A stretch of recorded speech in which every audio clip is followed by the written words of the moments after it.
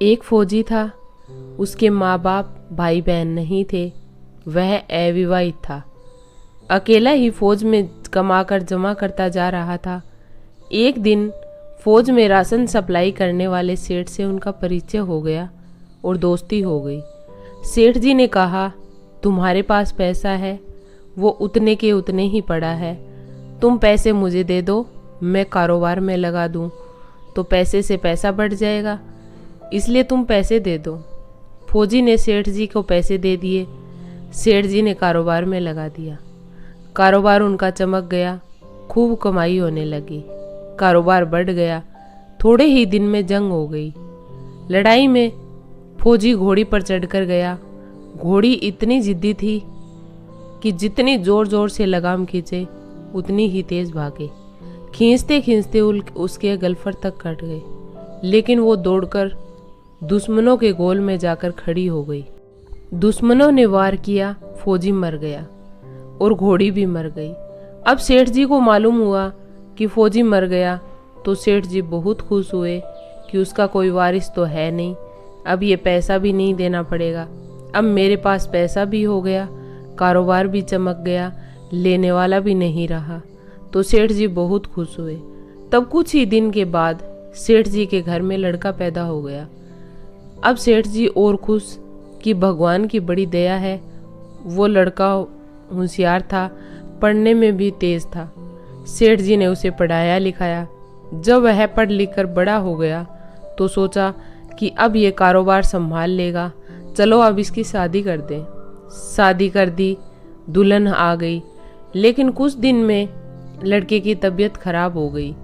अब सेठ जी डॉक्टर के पास इलाज करा रहे थे और दवा असर नहीं कर रही थी। बीमारी बढ़ती ही जा रही थी, पैसा बर्बाद हो रहा था और बीमारी बढ़ती ही जा रही थी। अंत में डॉक्टर ने कह दिया कि इसकी बीमारी का कोई इलाज नहीं है, अब ये लड़का कुछ ही दिनों का मेहमान है। डॉक्टरों के जवाब देने पर सेठ जी निराश होकर बच्चे को लेकर रोते हुए आ रहे थे। रास्ते में एक आदमी मिला। कहा, अरे सेठ जी, क्या हुआ, बहुत दुखी लग रहे हो। सेठ जी ने कहा कि मेरे एक ही लड़का है। डॉक्टर ने जवाब दे दिया है, हमने इसके लिए खूब पैसा लगा दिया, जिसने जितना मांगा उतना ही दिया। आदमी ने कहा, अरे सेठ जी, तुम क्यों चिंता कर रहे हो, मेरे पड़ोस में वैद्य जी दवा देते हैं, 2 आने की पुड़िया खाकर मुर्दा भी उठकर खड़ा हो जाता है, जल्दी से तुम वैद्य जी की दवा ले आओ। सेठ जी दौड़कर गए, 2 आने की पुड़िया ले आए और पैसा दे दिया। पुड़िया ले आए, बच्चे को खिलाई। लड़का पुड़िया खाते ही मर गया। सेठ जी, सेठानी, बहुरानी और पूरा गांव रो रहा था। तब एक महात्मा जी आए। उन्होंने कहा, भाई रो क्यों रहे हो। लोग बोले, इस सेठ का एक ही जवान लड़का था, वो भी मर गया, इसलिए सब लोग रो रहे हैं, सब दुखी हो रहे हैं। महात्मा जी बोले, सेठ जी रोना क्यों। सेठ गुस्से में बोला, महाराज, जिसका जवान बेटा मर जाए वो रोएगा नहीं तो क्या करेगा। महात्मा बोले, तो आपको क्यों रोना, उस दिन तो आप बड़े खुश थे, फौजी ने जिस दिन पैसा दिया था। सेठ बोला, हाँ, कारोबार के लिए पैसा मिला था तो खुशी तो थी। महात्मा बोले, और उस दिन तो आपकी खुशी का ठिकाना ही नहीं था जिस दिन फौजी मर गया था। सोचा कि अब तो पैसा भी नहीं देना पड़ेगा, माल बहुत हो गया, कारोबार खूब चमक गया, अब देना भी नहीं पड़ेगा, बहुत खुश थे। सेठ बोला, हाँ महाराज, खुश तो था। सेठ को कुछ समझ नहीं आ रहा था। तब सेठ ने कहा, महाराज, इसका मेरे बेटे से क्या लेना देना।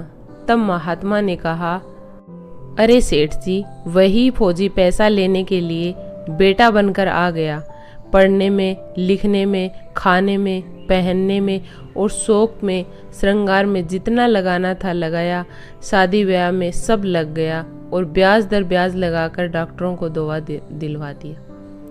अब जब 2 आने पैसे बच गए, वो भी वैद्य जी को दिलवा दिए और पुड़िया खाकर चल दिया। अब कर्मों का लेना देना पूरा हुआ।